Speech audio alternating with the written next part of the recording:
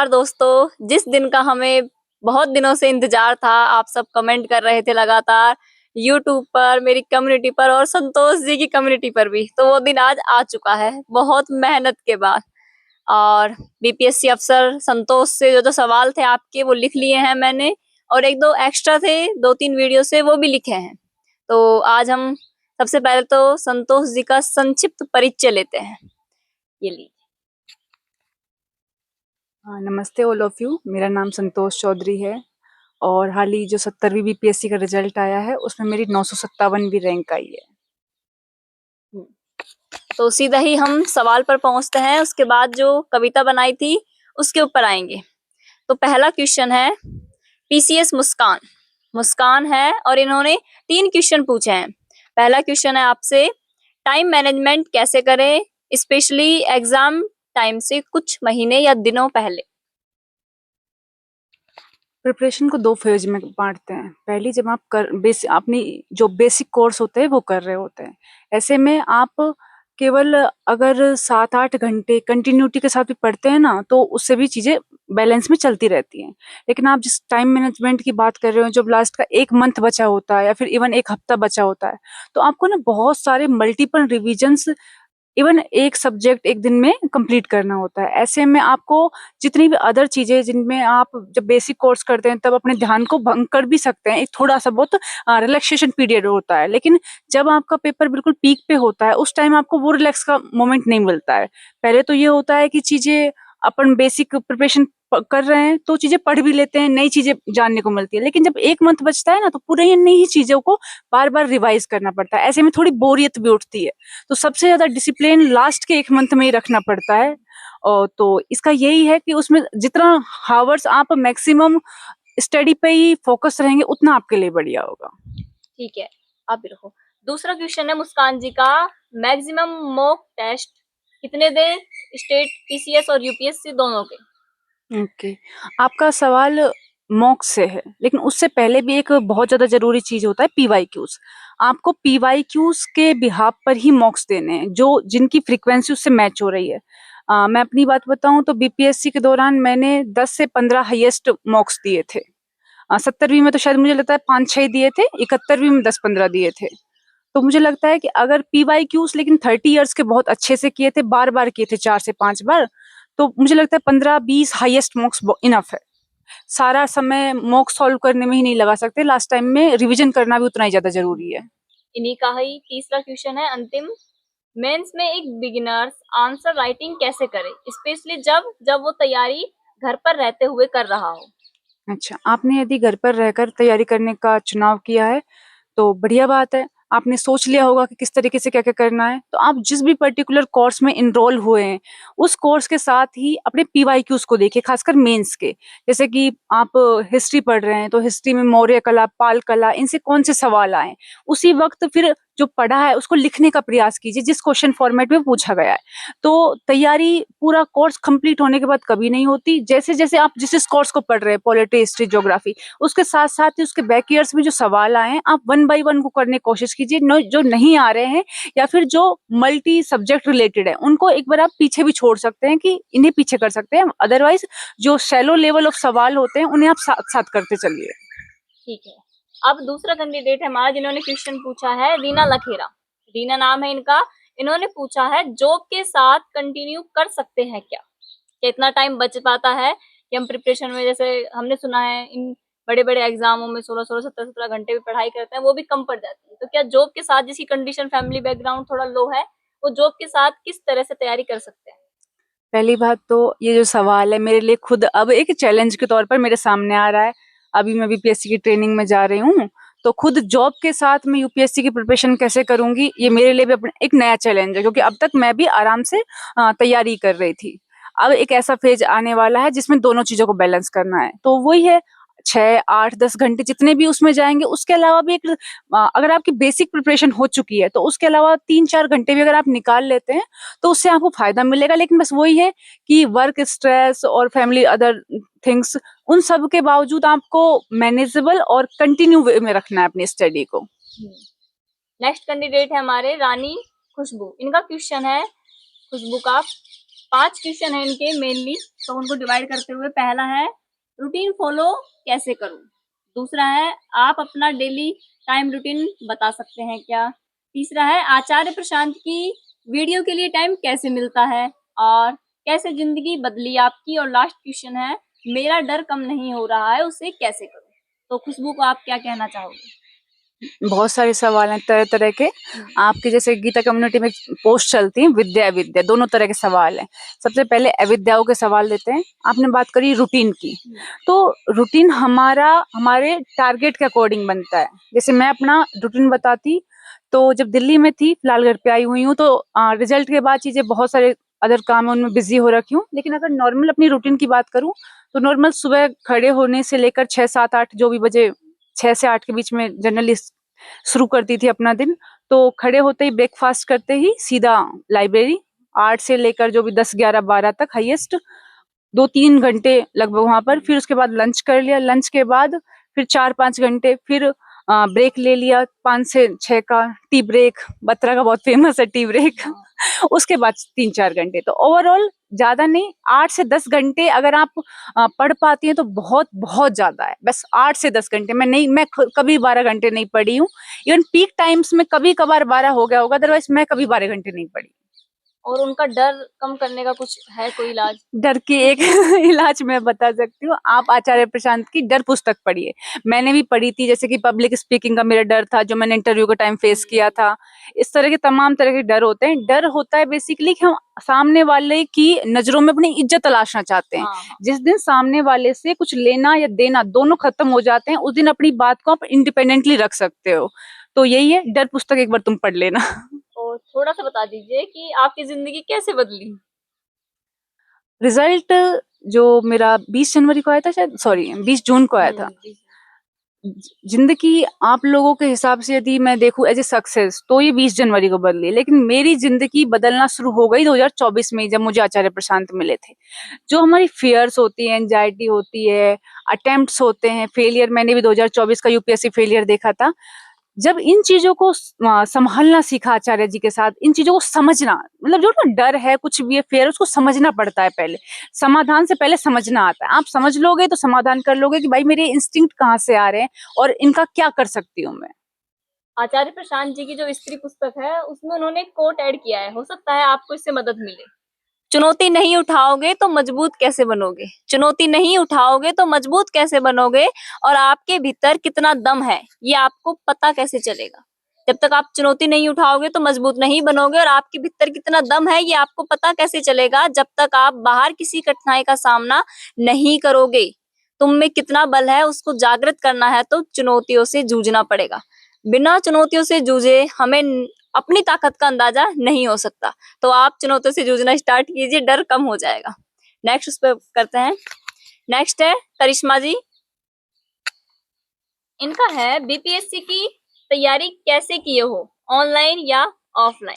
मैंने बीपीएससी की तैयारी अलग से नहीं की है, पहला सवाल। तो मेरा यूपीएससी का बेसिक ही सारा बीपीएससी की तैयारी बना है, और वो मैंने ऑफलाइन ही की थी। लेकिन कोई कोचिंग वोचिंग नहीं लिया मैंने बीपीएससी के लिए, स्पेशली ना प्रीलिम्स ना मेंस, किसी भी स्टेज पर मैंने कोई कोचिंग नहीं ली बीपीएससी के लिए।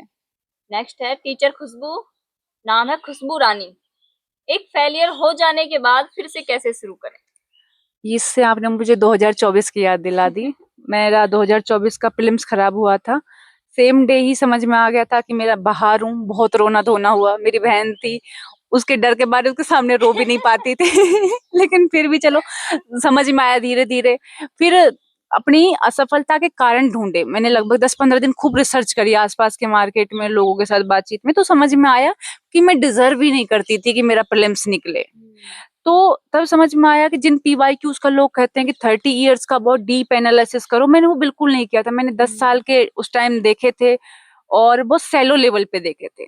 तो ये बस सीधी सी बात है, असफलता में जो भी जिस भी फेज में आप असफल हुए, उसकी पर्टिकुलर गलतियों को पहचानिए। और हाँ, सबसे बड़ा उत्तरदायित्व लेना सीखिए कि मेरी वजह से फेल हुई थी, मैंने कुछ कमियां छोड़ दी। हाँ, स्वीकार करना।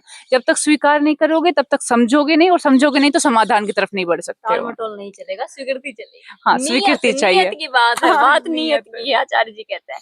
नेक्स्ट है @राधे, फर्स्ट टाइम पर क्या करना चाहिए? सबसे बड़ी बात, जितना प्रीसियस फर्स्ट अटेम्प्ट होता है ना, उतना प्रीसियस कुछ नहीं होता। उस टाइम आप 1-2 साल आराम से धैर्य के साथ अपनी प्रिपरेशन कर सकते हैं, लेकिन जब एक बार फेलियर शुरू हो जाती है ना, तो फेलियर के साथ एंजाइटी और कल की फिक्र ज्यादा सताने लग जाती है। मैंने ये खुद महसूस किया है। जब तक मैंने अपना अटेम्प्ट नहीं दिया था, तब तक मैं सब चीजों से मतलब उमंग से भरी हुई थी कि मैं अपना बेस्ट कर रही हूँ, दे रही हूँ। लेकिन जैसे ही फेलियर हुई तो थोड़े तनाव फेलियर के साथ ही आते जाते हैं। तो यदि आप अपना फर्स्ट अटेम्प्ट दे रही हूँ, तो 3-4 चीजें बहुत इंपॉर्टेंट है। फर्स्ट, अपना सिलेबस उठाइए, जिस भी पर्टिकुलर का मतलब स्टेट का, सीएस या यूपीएससी का आप एग्जाम दे रहे हो। फर्स्ट सिलेबस, सेकंड सिलेबस के अकॉर्डिंग सारे एस्पेक्ट्स को कवर कीजिए। थर्ड, पीवाईक्यूज देखिए, प्रीलिम्स और मेंस दोनों के, और फिर उनको धीरे धीरे एक एक पोर्शन को बनाइए। और इसमें एक आप नोट्स भी बना सकते हैं अपने, ये वाली चीज है। तो मतलब 3-4 चीजें कीवर्ड, इनको बोले ना, सब आपको यही बताएंगे, लेकिन बताना और करने में फर्क होता है। तो मैं ये कहूंगी कि इनको अच्छे से करिए। जितना आपको लगता है टाइम ले रहे हैं आप, 1 साल, 1.5 साल, 2 साल हाईएस्ट, इससे ज्यादा मत लीजिएगा, क्योंकि उसके बाद आप फिर उसमें आ जाते हैं रिलैक्सेशन पीरियड में। अगर आपको बोले कुछ भी नहीं पढ़ा है और फिर तैयारी कर रहे हैं, तो 1-1.5 साल इनफ है। और लास्ट क्वेश्चन है सुरभि कुंतल। एक चीज देख रही हूँ यार संतोष में, एक भी लड़के का सवाल नहीं आया है। सारी लड़कियां ही लड़कियां पूछ रही है, क्या बीपीएससी की तैयारी लड़कियां ही कर रही हैं? लड़के कहाँ है भाई? हो तो सकता है लड़के लड़कों से सवाल पूछ रहे हो। अभी भी नहीं, हाँ, जेंडर वाइज चल रहा हो हो। सकता है यार लड़के सिर्फ उन लड़के से सवाल पूछ रहे हो जिनको देखने जाते हैं शादी में। खाना बनाना आता है क्या? ठीक है, तो सुरभि कुंतल का क्वेश्चन है, आपकी और संतोष की एज क्या है? इनको एज से मतलब है, बताइए संतोष आपकी एज क्या है? मैं अक्टूबर में 24 की होने वाली हूँ। वैसे छोटी है, देख पता अफसर नहीं बने। था। मैं 25 ईयर्स, 1 साल छोटा है। ठीक है, कोई बात अरे नहीं। कोई बात है, इससे कुछ नहीं होता 10 रुपए देने पड़ेंगे है। तुझे जब तेरे घर जाऊंगी छोटे बच्चे के, लेकिन तूने पतोर वाले को रुपए नहीं खिलाए अभी नहीं, तक। इस बार जरूर लेके आऊंगे। ठीक है, तो ये आप सभी के क्वेश्चन थे ओवरऑल। ये तो हो चुके हैं पूरे। अब मेरी कम्युनिटी पर भी आते हैं, यूट्यूब पर भी, कि आचार्य जी के जीवन में आने से बदलाव क्या हुआ है। मुझे तो ऐसा लगता है सब कुछ ही बदल चुका है। तो एक बार हम संतोष जी से भी पूछ लेते हैं कुछ पॉइंटों में, कि मानसिक स्तर, घर पर परिवेश, सामाजिक दबाव, वो सब किस हद तक कम हुए हैं, और अब हमारी नीयत क्या है। क्योंकि शोषण तो बहुत मिला है, हमारी जितनी भी वीडियो आपने देखी होगी उसमें शोषण, कष्ट बहुत था, दबाव भी बहुत था, और सबकी परिस्थितियों में होता ही है। ऐसा कोई भी निराला नहीं है जिसके जीवन में कष्ट ना हो। लेकिन उनके रहते हुए आचार्य जी को सुनने के बाद वो जो घृणा थी, आक्रोश था, क्रोध था, दुश्मनी जैसा एक चीज हो चुकी थी, वो भी अब शून्य हो चुका है। शून्य ना कहे तो न्यूनतम हो चुका है, न्यूनतम। न्यूनतम की उस पर है। और उसके रहते हुए अब ये आ चुका है बचाव के उस पर। वो जो ट्रेन जा रही है गलत रास्ते पर, उस पर बहुत सारे लोग हैं जिनकी नीयत सही है, अब हमें उनको वहां से निकालना है। तो वो किस तरह से हुआ है, एक बार इनसे पूछते हैं, बताइए। देखिए, आप जितने भी लोग सुन रहे हैं, आप पूजा के थ्रू, मेरे थ्रू आचार्य प्रशांत के बारे में बहुत कुछ सुन चुके हैं यूट्यूब पर। लेकिन यूट्यूब पर खुद आचार्य जी कहते हैं कि जो मेन अहम को संदर्भित करने वाली बातें हैं, जैसे संत सरिता हो गई, गीता हो गई, श्रीमद् भगवत गीता हो गई, इन सब का कोर नहीं आ पाता है। उन पर बस प्रश्नोत्तरी सत्र आते हैं कि किसी ने सवाल पूछ लिया क्लाइमेट चेंज पर, इंटरनेशनल रिलेशंस पर, अपनी फैमिली, जो भी वायलेंस चल रहा है उन सब पर, एजुकेशन पर। लेकिन मैं कौन हूँ, मेरे इंस्टिंक्ट कहाँ से आते हैं, मैं उन्हें कैसे समझूं, इस तरह के सवाल, खासकर ये सब के इंडिविजुअल सवाल होते हैं। इनका कोई मतलब ना सर्वसाधारण के लिए कोई एक जवाब नहीं होता, धीरे धीरे समझना पड़ता है कैसे। तो उसके लिए तो आप, मैं ये कहूंगी, आचार्य प्रशांत जी के जो गीता मिशन है उसको एनरोल कीजिए। और एनरोल करना ही पर्याप्त नहीं है, उसमें जो सेशंस होते हैं, स्पेशली सेशंस, और उस सेशंस के बाद आप उनको कैसे अवलोकन लिखते हैं, कैसे समझते हैं। एक ये भी नहीं है कि बहुत कुछ बस सुन लिया, इम्प्लीमेंट नहीं करें। कम्युनिटी में मैंने भी सुना है, देखा भी है कि 2-2 3-3 साल हो गए लोगों को, लेकिन उनकी जिंदगियां नहीं बदली। जितना समझ में आए, जितने संसाधन हैं, उनके साथ ही बदलाव शुरू कीजिए। मैं जब आचार्य जी को सुन रही थी, तो मेरे साथ 2 चीजें थी। एक तो मेरी अपनी मानसिक स्थिति, एक अपनी हेल्थ, और तीसरा था पढ़ाई लिखाई और फेलियर। फेलियर को भी समझा तो उस पे काम किया। अपना हेल्थ कुछ इश्यूज थे तो उसके लिए थोड़ी सी रनिंग वगैरह, इवन मैंने बैडमिंटन खेलना आचार्य जी के बाद ही शुरू किया, और जिम भी करती हूँ मैं फिलहाल उस तो। दिन इसको वीडियो कॉल कर रही थी, आशा से बिल्कुल परे। मैंने देखा ये दौड़ रही है जिम में। बहुत अच्छा लगा देखकर, तो यूनिकनेस ये आचार्य जी से आया है, वरना तो आचार्य हम जी तो से आता है। पढ़ते थे खाते थे बस। बिल्कुल ऐसा लगता, ऐसा नहीं लगता हम लोगों को कि हम बस है ना मतलब वो होता है ना, कम संसाधन मिले तो जल्दी से जल्दी बस एग्जाम क्रैक करें, ये वाली फीलिंग्स आ जाती हैं। किसी और चीज की वैल्यू नहीं देते, लाइक ना घूमने की, ना खुद के शरीर की, ना खुद के मन की। इन सब चीजों को भी आप है ना पढ़ाई के साथ वैल्यू देना सीखे। मैं पहली बार आचार्य जी के कहने पर ही, और वो बोले यात्राएं करिए, मैंने यात्राएं करना शुरू किया, फिर तो रुकी ही नहीं। आगरा से लेकर पटना, पटना से लेकर ऋषिकेश, इतनी मतलब उत्तर भारत का तो शायद ही कोई स्टेट होगा फिर मैंने छोड़ा हो। बहुत तो अच्छा। यही वाली चीजें, इन सब चीजों से ना आप कहीं एक जगह जकड़ जाते हैं सरकारी नौकरी के चक्कर में, 1-2 साल 3 साल, तो ना उससे थोड़ी समझ में आता है कि यार कहाँ रह गए हैं, क्या यही एक विकल्प है सरकारी नौकरी। इस तरह के आपके सवालों के समाधान मिलेंगे जब आप नए नए अदर फील्ड्स के लोगों से मिलेंगे। यदि आप उन्हीं लोगों के साथ रहे जो आपकी तरह सरकारी नौकरी को चेस कर रहे हैं, तो आप वो हो जाते हैं, कुएं के मेंढक वाली स्थिति हो जाती है। ना तो हम कुछ सीखते हैं, ना ही कुछ देखते हैं, ना बाहरी ज्ञान ना आंतरिक ज्ञान। कोई सा वही भी नहीं अंधकार, और उसी अंधकार को फिर फैलाते हैं हर फैलाते जगह। हैं। तो आपको इसी से रिलेटेड एक कोट सुनाते हैं, स्त्री पुस्तक से ही। सारा जोर दिमाग के खुलने पर होना चाहिए। हम क्या करते हैं, दिमाग के दरवाजे तो बंद कर लेते हैं, और होता भी तो उसमें इतना कचरा होता है पहले का ही, सामाजिक, शारीरिक या मानसिक। सारा जोर दिमाग के खुलने पर होना चाहिए, मन की सफाई पर होना चाहिए। मन प्रकाशित हो गया, मन शुद्ध हो गया, दृष्टि पैनी हो गई, तो ये तो बहुत छोटी सी बात है कि क्या करेंगे, क्या नहीं करेंगे, क्या पहनेंगे और कहाँ जाएंगे। तो मन की खुलने पर होना चाहिए। अब कविता या फिर और कुछ बताना है आपको? नहीं, मेरा हो गया। हो गया। हम्म। वैसे तो रेखा दीदी को भी इन्वॉल्व करना था, लेकिन उन्होंने हमें मना कर दिया था कि नहीं पूजा, हम अच्छे नहीं लगेंगे, और फिलहाल वीडियो वही बना रहे हैं। और हो सकता है वीडियो के बाद हमें एक दो खराश भी मिल जाए कि तुमने मेरा नाम क्यों लिया है, पर शॉर्ट वीडियो में उनको दिखा देंगे। तो कविता तो मैंने आपको सुना दी थी, दोबारा सुनानी है, पता क्या करें? वो नारी वाली सुना है? नारी वाली सुना देते हैं ना एक साथ।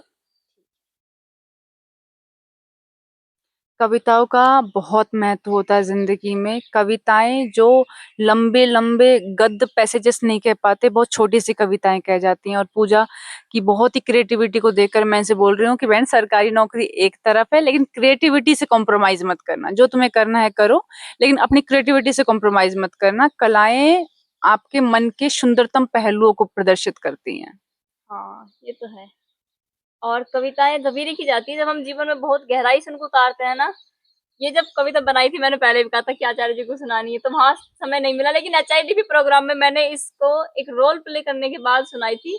तो वहां पर ऐसा लग रहा था कि उसके बाद पीएफ मेंबर का मैसेज कॉल आने लग गया कि आपकी वो पोएम दीजिए, बहुत अच्छा प्रदर्शन किया। तो आज उसको पूरा सुनाते हैं, तब अधूरी रह गई थी। तू महज नग्न नारी है, आप सुनाओ, है ना? क्योंकि संतोष ने मांगी थी पहले कि मुझे आचार्य जी को सुनाना, मगर ये कविता बिल्कुल फिट रहेगी, तो आज संतोष के मुझे सुने।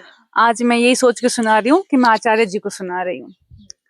तू महज नग्न नारी है, तू महज नग्न नारी है, अब तो लड़ने की बारी है, अब तो लड़ने की बारी है। मत भूल तू महज नग्न नारी है, अब तो लड़ने की बारी है। किसने दिया चमड़ी लिंग को महत्व यहाँ, किसने दिया चमड़ी लिंग को महत्व यहाँ। समाजी लोग बड़े चीर हरणकारी हैं। ना रख पकड़ उस वस्त्र को जो लिपटा है सीने पर, ना रख पकड़ उस वस्त्र को जो लिपटा है सीने पर। उठा त्रिशूल बन कालिका, ना कहे अब कोई फिर अबला हारी है, ना कहे फिर कोई अब अबला हारी है। अब तो लड़ने की बारी है, तू मत भूल महज नग्न नारी है। कितने किरदार गिनवाऊं जो लिंग दिखाते हैं तुम्हें, कितने किरदार गिनवाऊं जो लिंग दिखाते हैं तुम्हें। लगा आग स्वावलंबन की, लगा आग आजादी की, लगा आग शिक्षा की। यहाँ सती किसी को नहीं प्यारी है, यहाँ सती किसी को नहीं प्यारी है। अब तो लड़ने की बारी है, मत भूल तू महज नग्न नारी है। हौसी खड़े हैं हर कदम पर नोचने को मांस तेरा, हौसी खड़े हैं हर कदम पर नोचने को मांस तेरा। हाय हाय कितना बड़ा पाप है, ये कन्या कैसे कंवारी है। देख किताबें तेरे हाथ में, तुझे मारने की पूरी तैयारी है। देख किताबें तेरे हाथ में, तुझे मारने की पूरी तैयारी है। अब तो लड़ने की बारी है, मत भूल तू महज नग्न नारी है, अब तो लड़ने की बारी है। तो ये कविता उन्हीं सब लड़कियों के लिए है। हमने बहुत दलदल देखी है, गालियों का तो अगर पिटारा सुनाया जाए तो वो कमी नहीं हो सकती। और चरित्र भी बहुत लोगों के देखे हैं, वो किस तरीके से इस समाज में स्त्रियों को दबाया जाता है। बहुत अच्छे से देखा है, बहुत पास से देखा है। और एक चीज मैं और जोड़ना चाहूंगी कि जब दो लड़कियां दोस्ती निभाने पर आती है ना, हाँ। तो अगर एक पर कोई सवाल उठते हैं ना, तो दूसरे अपने आप उसमें भागीदारी बन जाती है। ये बहुत अच्छे से देखा पिछले 2-3 सालों में कि मतलब साथ मत दो तो यू आर वेरी गुड, तुम दूर रहो, तुम बहुत अच्छी हो, हम उसको जो भी बुरा भला कह रहे हैं उसे कह रहे हैं, लेकिन वही बोलो कान खोल के सुन लो, बहुत निभाई लड़कों ने दोस्ती, अब लड़कियों की भी बारी है। लड़कियां बहुत जल्दी वो कर देती हैं, गिव अप नहीं कर देती है। गिव अप नहीं करना चाहिए। जो सच्चे लोग हैं ना, उनके लिए तो चाहे जान भी देनी पड़े, दे दीजिए, और झूठों का साथ एक पल में त्याग दीजिए। मैंने एक कम्युनिटी पर लिखा था कि इस दुनिया की तालियां भी 2 कौड़ी की हैं और गालियां भी 2 कौड़ी की हैं। जब भी आज मुझे कोई गुलदस्ता मिलता है, मैं आते ही उसे डस्टबिन में डाल देती हूँ। उसका कारण ये है कि अगर आज मैंने इनके गुलदस्ते ले लिए ना, तो कल इनकी गालियों की भी मेरी जिंदगी में अहमियत बढ़ जाएगी। तो मत दीजिए इनको। ये अपनी उंगलियों पर आपको नचा सके इसीलिए गालियां देते हैं और इसीलिए ही तालियां बजाते हैं। मत, दोनों से ही मुक्त हो जाइए। और वैसे तो तस्वीर देनी थी, लेकिन वो हमारे कहीं दूसरे रूम पर रखी हुई है, तो उसमें समय नहीं है। अब यही दिखा देते हैं आपको। ये हमारी संतोष है, और इतना साफ बनने लग गई है मुझसे। जब मैं फ्रेम कराने गई थी तो वो कहता है कि मैम आपने संतोष को तो बहुत अच्छा बनाया है, लेकिन आपने खुद को अच्छा नहीं बनाया है। मैंने कहा कि इसको इतनी बार ट्राई कर लिया है, इसके फेस को बना बना कर ये बड़ी आसानी से बन जाती है। तो ये हमारी संतोष, इसमें मैंने लिखा है, तो बताओ यारो, वो रोने की, वो खुशी की झलक दिखाऊं या तस्वीर बनाऊं बीपीएससी अफसर की। तो ये वो तस्वीर थी, और ये हमारी दोस्त संतोष है। ये हमारी कहानी है, संघर्ष की कहानी आपने सुनी रखी है। इस वीडियो को यहीं समाप्त करते हैं आचार्य जी के कोट के साथ। एक तो आग दह के पर धुएं से, और आत्मज्ञान की। आग दह के पर धुएं से प्रकाश झलसा जाता है। आग दह के पर धुएं से प्रकाश ढक सा जाता है। काम भरा जब आंख में तो सच नजर नहीं आता है। अब दूसरा, आत्मज्ञान के प्रकाश में अंधे कर्म सब त्याग दो। निराश हो निर्मम बनो, ताप रहित बस युद्ध हो, बस युद्ध हो। धन्यवाद आपसे। धन्यवाद।